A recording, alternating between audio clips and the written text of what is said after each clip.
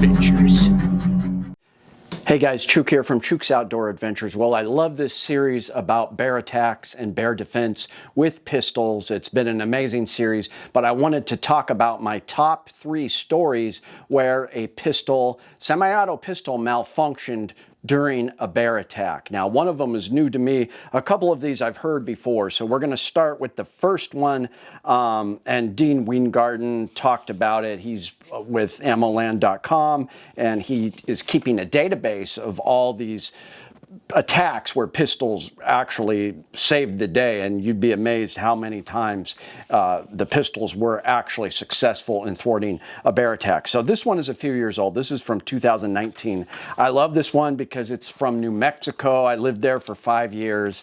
I remember camping once in this tribal campground in northern New Mexico, and there was these massive black bears that were just living in the campground like Yogi Bear and harassing everyone. They had to bring a bunch of security in, but there's definitely some black bears in New Mexico. So this is talking about the morning of July 25th, 2018.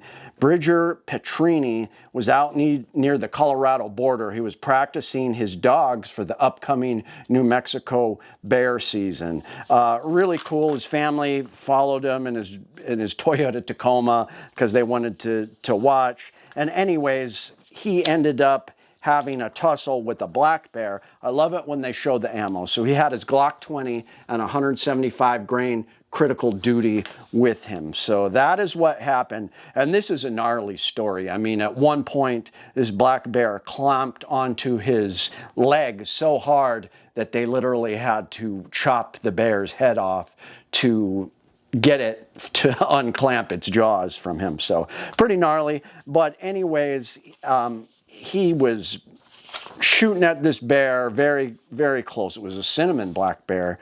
And so anyways, he was tussling it, and it was biting him and clawing him up, and he did have a malfunction with his Glock 20, which typically does not happen. However, he checked it later, and you know, bears have those thick, coarse hairs. A hair got in the slide, and that is what caused it to malfunction.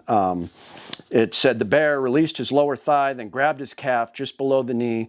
The shot missed the spine. Man and bear are still moving fast, but in Bridger's hyper-aware state, time slowed. He saw an opportunity for a headshot, and his last resort, pressed the trigger on the Glock. Click. It did not fire. So he found the hair later. It was preventing the slide from going into battery. So he was able to rack the slide, clear it, watch the live round go in there, and then he was able to shoot that bear just about point blank range. So luckily, a good ending to that story where even though he did get hurt, he was able to survive. So that's the first one. Story number 2 is the story of Braxton Myers. Braxton was with Riley Hill. They were bow hunting elk in the Caribou-Targhee National Forest west of Henry's Lake in Island Park, Idaho. Now, I talked about this story before, and I talked about what happened. At one point, they had to unload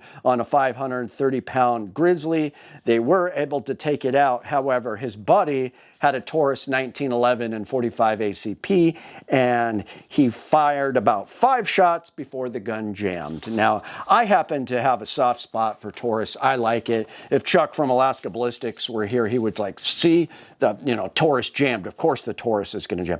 I happen to like Taurus. But anyways, the guy was able to, rack it, put a new mag in, and he was good to go. And the 45 did help take that bear down along with the 10mm that the other guy had. Believe it or not, we do have documented cases where 45 ACP has taken down even brown bear. It wouldn't be my first choice, but it has done the job. So fast forward to this last story. And this one just came out recently, September 30th, and my buddy sent this to me. It's titled Hunter's Pistol Jam During Grizzly Attack Could Have Been Because of Ammo or Grip. Now, it does happen at times. I know Chuck accuses me of limp wristing Glocks at times, and it is possible that the grip could have done it, but let's look into this. So this is an archery hunter's Glock pistol jamming on him twice during a Wyoming Grizzly attack Thursday. Could have been due to a variety of factors, but gun experts say he did well in a terrifying situation. So several factors could have caused this. The experts said he was able to clear the pistol and get it firing again in the middle of the attack. Indicates he trained frequently with it, so that was good, said Ryan Allen, owner of Frontier Arms in Cheyenne. So Landon Clement of Georgia told the Cowboy State Daily that his Glock 10mm pistol jammed twice during a Grizzly attack in the upper Green River Basin. Once in the middle of the attack and once after his final shot to the bear's head, which killed the Grizzly. Testament to the 10mm. We keep seeing that over and over. It comes out successful. The type of ammunition used, fouling or debris in the pistol, or even the way the pistol is gripped can all come into play. So let's see what ammo he had. Ammo factors. So it just says that the Glock 10mm can be fickle about one ammunition. They will run well because there are high-powered loads. Sometimes people hand load, and the force of the rounds can cause the brass cartridge casing to expand more than usual. For example, he said, this can cause problems with the pistol ejecting the spent casings and or feeding the next round from the magazine into the firing chamber. That might be why we have more problems with the Underwood 220 grain, the Buffalo Bore 220 grain hard cast than any other load when we're testing a 10mm pistol. Failure to feed is a better term than jamming, they go on to say. The firing of some high-powered ammunition can push back the primer in the center rear of the cartridge. He also said if the primer is sticking out, that can impede the pistol cycling to eject the case and load the next round. The rifling inside the Glock barrels is also prone to leading, or the buildup of lead particles that can lead to fouling, he said. That is one reason why Chuck and I usually say get a KKM barrel for your Glock if you're going to run hard cast. Now that they're coating a lot of the hard casts, especially Underwood's 200 grain, they put that red lipstick coat on it. You're good to go in that case, but so the rifling refers to the spiral grooves. So the stock Glock pistols actually have the polygonal grooves, which don't bode well for hard cast. And then for target practice, most people use full metal jackets. So they didn't mention a specific brand that was the ammo problem. And then they talked about the grip. Of course, if you limp wrist your Glock, you're going to have more of a chance of it not working. Now, it does say know your gun and ammo and practice, so that is a good idea too. So who knows what caused that? It didn't say exactly why the Glock malfunctioned twice, failure to feed, jammed. I am interested to see if maybe he was shooting a lot of hard cast out of it, but it is interesting. You want to check your firearms. Now, I think pistols are great.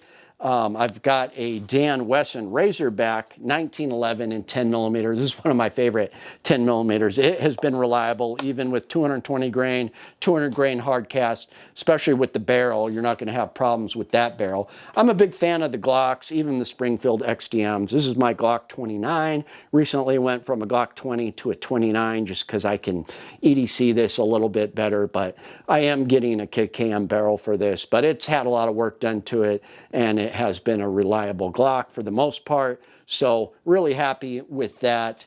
And then we have kind of the best of both worlds when you talk about revolvers and semi-autos. This is my FNX 45 with the 460 Roland barrel and system installed by 460 Roland shop themselves. Now this has the low end of a 44 Magnum's power in a semi-auto platform. So I can hold 12+1 rounds or so, maybe 13+1 in this guy, and it's just amazingly powerful, and it has been reliable. So that's great, but because of these three examples, semi-autos in particular can have problems. They can jam.